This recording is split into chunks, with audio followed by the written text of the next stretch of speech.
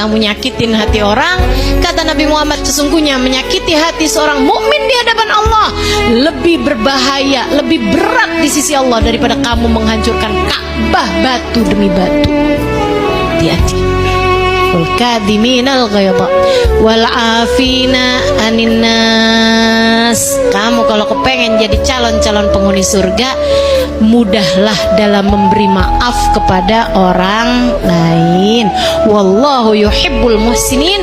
Allah cinta kepada hamba-hambanya yang selalu berbuat baik, bahkan kepada orang yang berbuat jahat kepadanya sekalipun. Kamu kalau dijahatin orang lain gak apa-apa, yang penting kamu jangan.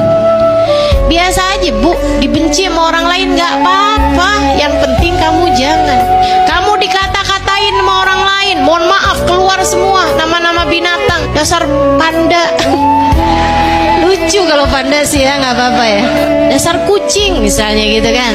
Sehingga sekalian saya muliakan, misalnya gitu dia ya gitulah ya, menyebutkan nama binatang yang hukumnya najis mughalladhah misalnya gitu. Orang lain berbuat itu kepadamu nggak apa-apa, yang penting kamu jangan. Kenapa gitu? Karena teman-teman saya sekalian, kita dalam hidup tuh udah pasti ada yang benci kita tuh udah pasti. Ada yang ngomong, ada yang gak enak sama kita tuh udah pasti. Semua orang emang pasti ngalamin itu kok. Ya udah pasti. Nabi Muhammad digituin, padahal Nabi Muhammad manusia yang sempurna. Sayyidina Abu Bakar digituin, padahal siapa yang lebih baik sudah Nabi Muhammad daripada Sayyidina Abu Bakar. Sayyidina Umar bin Khattab meninggal, ibu-ibu sekalian, karena dibunuh sama orang Yahudi, sama orang munafik. Sayyidina Utsman bin Affan bersimbah darah ketika beliau sedang membaca Al-Quran, hingga darahnya menetes kepada ayat-ayat Quran yang sedang dia tulis saat itu, membuat beliau tewas. Semua orang-orang mukmin, orang-orang muslim, orang-orang yang nilainya tinggi di sisi Allah mendapatkan perilaku-perilaku tidak enak dari orang lain.